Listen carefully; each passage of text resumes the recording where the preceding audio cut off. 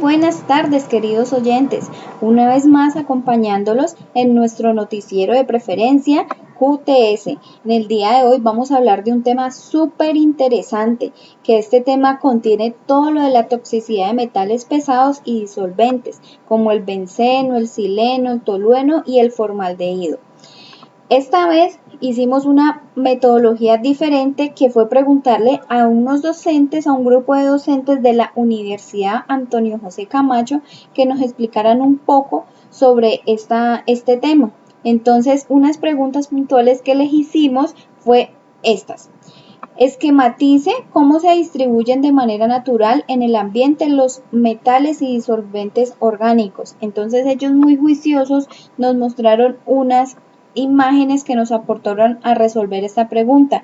Adicional, nos dicen que los metales se distribuyen de manera natural en el ambiente mediante los ciclos geológicos y biológicos. El agua de lluvia disuelve las rocas y los minerales y transporta físicamente el material hasta los arroyos y los ríos.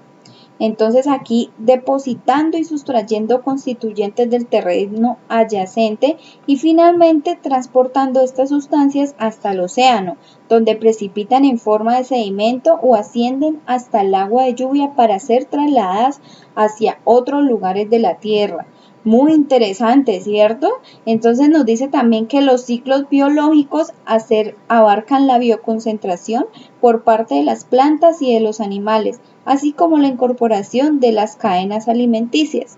Entonces ahí nos hablan un poco sobre esta distribución que se hace de manera natural. Entonces vamos a ver su segunda pregunta, que dice: mediante un esquema represente las relaciones entre las fuentes de exposición, transporte y la distribución de los disolventes orgánicos a los diferentes órganos, cómo se cumple su excreción.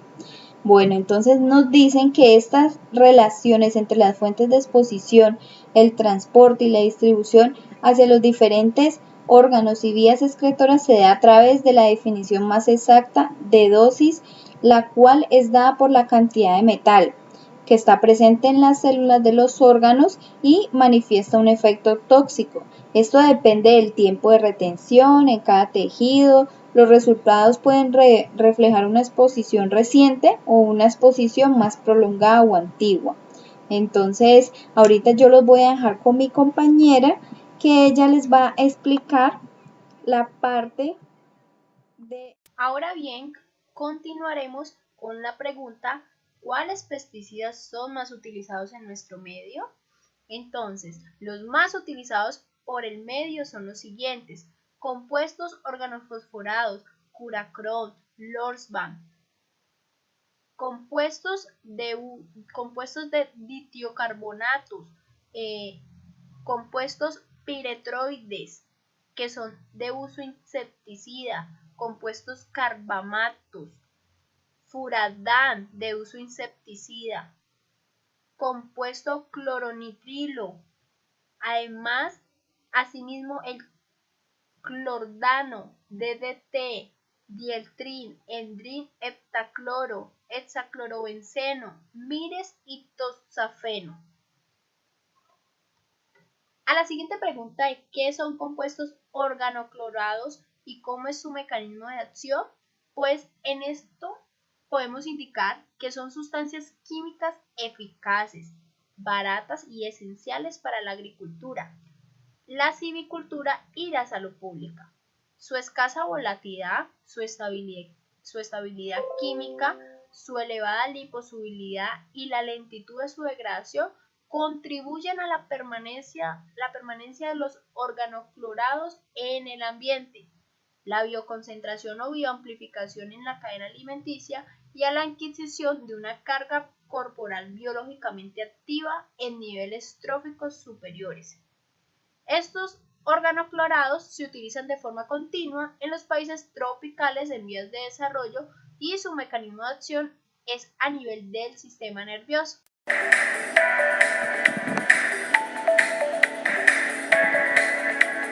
Vamos a hablar de qué son los agentes anticolinestérasicos.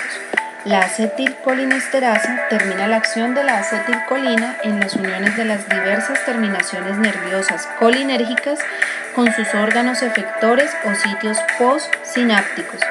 Los agentes que inhiben la acetilcolinesterasa se denominan anticolinestérasicos.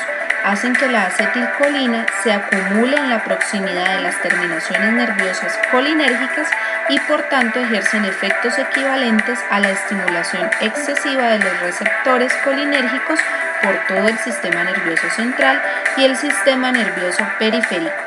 Los agentes son los organofosforados y carbamatos.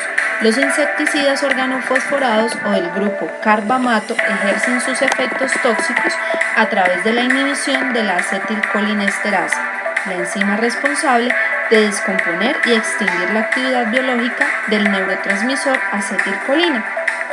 Por otro lado, las 5 recomendaciones en caso de intoxicación por esta sustancia son: cuando se utilicen plaguicidas cerca de su casa, cierre puertas y ventanas.